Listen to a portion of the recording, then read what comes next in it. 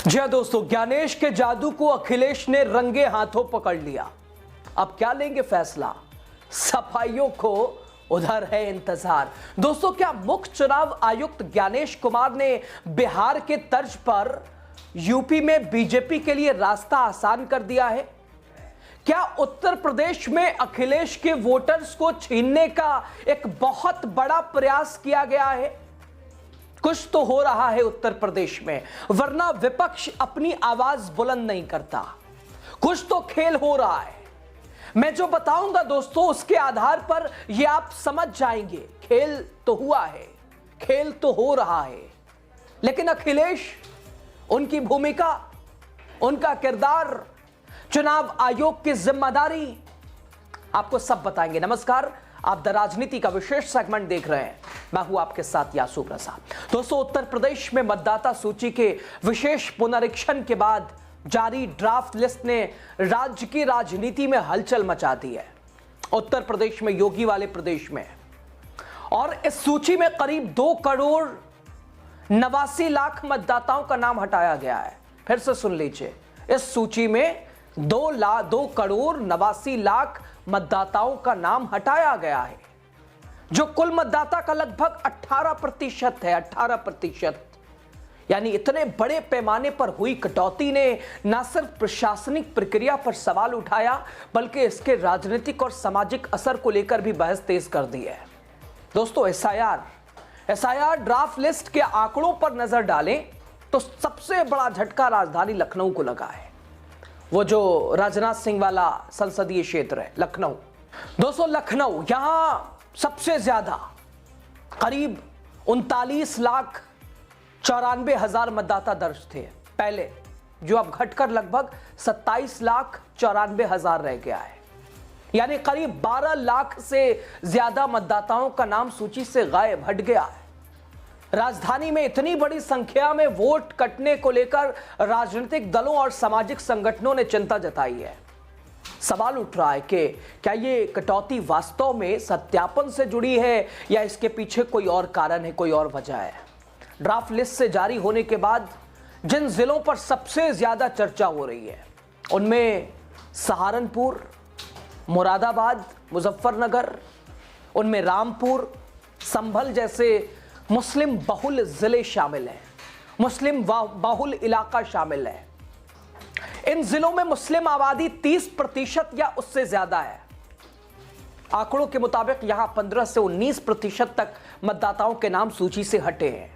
और इसी आधार पर विपक्षी दल ये आरोप लगा रहे हैं कि मुस्लिम बहुल इलाके में अनुपात से ज्यादा वोट कटे हैं, जिससे चुनावी संतुलन प्रभावित हो सकता है। इन 5 मुस्लिम बहुल जिलों में कुल 28 विधानसभा सीटें आती हैं। दोस्तों, 2022 के विधानसभा चुनाव में इन सीटों पर मुकाबला काफी कड़ा था, महासंग्राम था, कांटेदार था।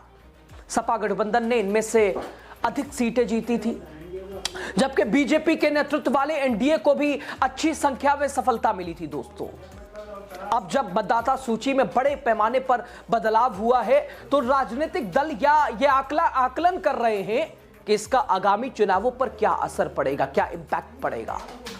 वोटरों की संख्या में कमी से सीटों के नतीजे बदल सकते हैं, और यही वजह है कि यह मुद्दा सियासी बहस का केंद्र बन गया है। दोस्तों, चलिए 9 मुस्लिम बहुल इलाकों में एसआईआर किस तरह से हुआ है उसके बारे में आपको बताते हैं। मुरादाबाद जनपद से करते हैं। मुरादाबाद जनपद में 6 विधानसभा सीटें हैं। अब जरा 2022 का परिणाम देखिए। मुरादाबाद जनपद में 6 विधानसभा सीटों में भारतीय जनता पार्टी को 1 सीटें मिली थी, बस 1 सीट। और इधर गठबंधन जो था, यानी विपक्ष कह लीजिए, भारतीय जनता पार्टी एनडीए के सामने, उसे 5 सीटें मिली थी, यानी अखिलेश वाला ग्रुप। वोटर कम हुए 3,87,628, प्रतिशत कम हुए 15.76%। यहां भाजपा का पिछले चुनाव में क्या हाल था, यानी वो आप सीट शेयरिंग पे देख लीजिए, 6 में 1 सीटें बीजेपी ने जीती, और यहां वोट कटने की कहानी क्या है। अब दोस्तों, चलिए सहारनपुर जिले का हाल देख लीजिए। सहारनपुर जिले की आपको बताते हैं। सहारनपुर जिले में 7 विधानसभा सीटें हैं।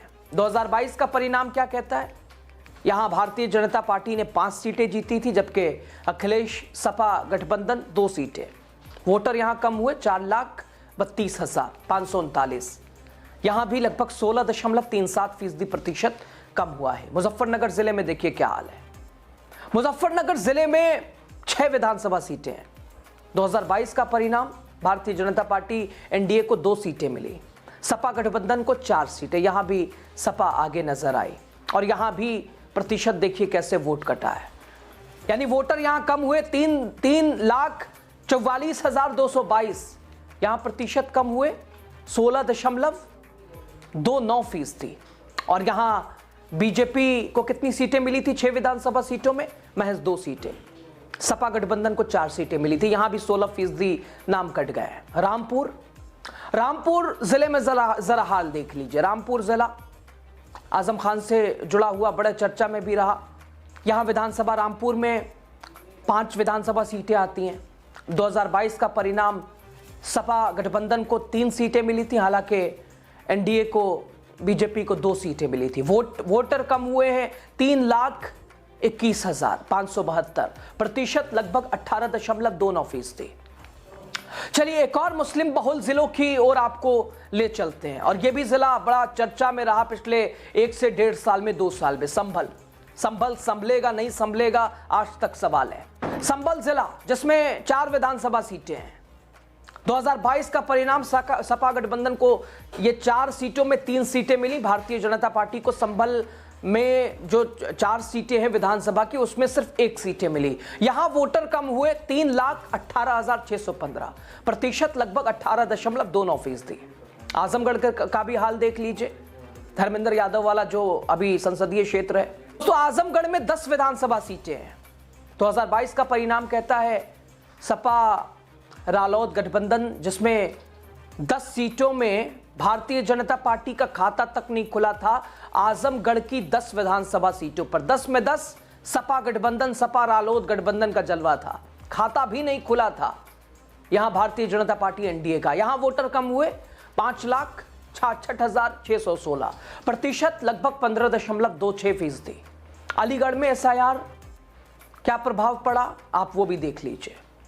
विधानसभा सीटें अलीगढ़ में 7 सीटें हैं। 2022 का परिणाम, सपा रालोद गठबंधन, यहां सपा का खाता नहीं खुला। भारतीय जनता पार्टी को हालांकि क्लीन स्वीप, 7 में 7 सीटें भारतीय जनता पार्टी एनडीए ने जीता। यहां वोटर कम हुए लगभग 52,213 के आसपास। प्रतिशत लगभग 18.60%। मेरठ में क्या हाल रहा वो भी देखिए। मेरठ में दोस्तों 7 विधानसभा सीटें हैं। 2022 का परिणाम कहता है सपा रालोद गठबंधन को 7 में से 4 सीटें मिली थी। भारतीय जनता पार्टी एनडीए को 3 सीटें। वोटर कम हुए 6,65,635। प्रतिशत के आधार पर अगर देखें तो लगभग 24.65%। बरेली का क्या हाल रहा वो भी देखिए। बरेली में 9 विधानसभा सीटें हैं। 2022 का परिणाम, सपा रालोद गठबंधन 9 में से 2 सीटें जीत पाया, हालांकि बीजेपी यहां आगे रही। 7 सीटें बीजेपी ने जीता। यहां वोटर कम हुए 7,14,768। प्रतिशत के हिसाब से 20.99%। दोस्तों प्रशासन की ओर से कहा जा रहा है कि यह ड्राफ्ट लिस्ट है और इसमें सुधार की पूरी गुंजाइश है। जिन मतदाताओं के नाम कट गए हैं वो आपत्ति दर्ज करा सकते हैं, और साथ ही दोस्तों आवश्यक दस्तावेजों के साथ अपना नाम दोबारा भी जुड़वा सकते हैं। अधिकारियों का दावा कि यह प्रक्रिया पूरी तरह नियमों के तहत की गई है। इसका उद्देश्य फर्जी, मृत या स्थानांतरित मतदाताओं के नाम हटाना है। प्रशासनिक दावों के बावजूद विपक्ष इस मुद्दे को लेकर हमलावर है। उनका कहना है कि इतनी बड़ी संख्या में वोट कटना लोकतांत्रिक प्रक्रिया के लिए खतरे की घंटी है। दूसरी तरफ सत्तारूढ़ दल इसे नियमित और आवश्यक प्रक्रिया बता रहा है। आने वाले दिनों में आपत्तियों को सुधार और अंतिम मतदाता सूची के बाद ही यह साफ हो पाएगा कि यह कटौती तकनीकी सुधार थी या इसके राजनीतिक मायने भी निकाले जाएंगे। फिलहाल SIR draft list Uttar Pradesh की राजनीति का सबसे गर्म मुद्दा बन चुका है। लेकिन दोस्तों ये जो इतने नाम कटे हैं, गौर करने वाली बात यही है 2024 में जो सरकार बनी वो इसी मतदाता सूची और इन्हीं मतदाताओं के मतदान से वो सरकार बनी है। तो क्या वो फर्जी होगी? ये जो 2 करोड़ से ज़्यादा नाम कटा है, क्या ये वैध थे उस वक्त या उस वक्त अवैध थे? उस 2024 वाले परिणाम को क्या कहा जाए? 2027 पर कितना असर डालेगी ये मतदाता सूची, ये SIR? और जिस तरह से मुस्लिम बाहुल इलाके को जिस तरह टारगेट जो विपक्ष कह रहा है, उसके क्या आसार हैं, उसके क्या असरात हैं, देखना बड़ा दिलचस्प है। फाइनल सूची कब आएगी, क्या आएगी, किसका नाम जुड़ेगा, किसका हटेगा, कौन शिफ्टेड है, कौन मृत है, असमंजस की स्थिति है। खबर पे आपकी राय, आपका नाम आया कि आपका भी कट गया, जरूर बताइए। खुले मन, खुले दिल, खुले विचार के साथ।